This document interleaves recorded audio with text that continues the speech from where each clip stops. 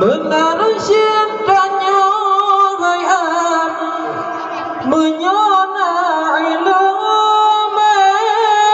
tentang mengguna kebangsaan dan agama.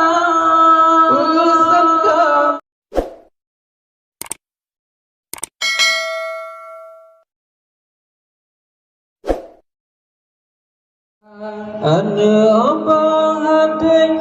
hati berbakti bersemati, tuntun ilmu sampai berbanyak-banyak, tuntun ilmu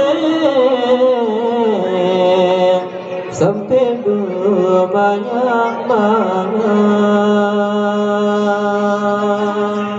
Ibarat sifat pakaian mempunyai manfaat dan kepada kegutannya manusia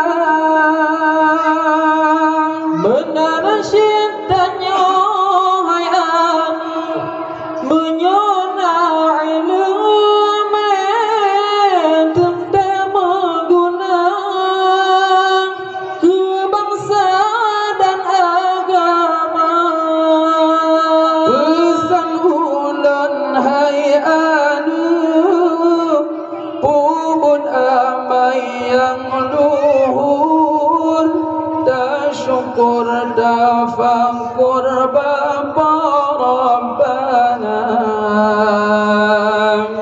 Pesan kamu hai anak pupun amai yang luhur, tafakkur dan syukur bapa Rabbana.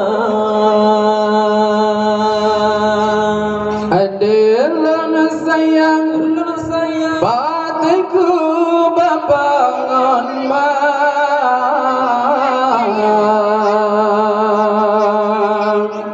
ana berazin beyakin ilmu tamita, ana berazin beyakin ilmu tamita.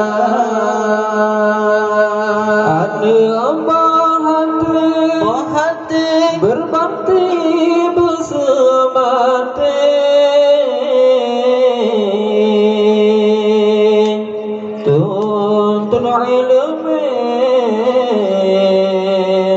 sampai berbanyak-banyak, tuntun ilmu sampai berbanyak-banyak. Nyokan romasan adin daga khitan sebagai jalan gata tuju dewasa, sebagai jalan gata tuju dewasa. Ibarat sifat pakaian mempunyai manfaat dan kefaedah kegutannya manusia benar cintanya hayat menyona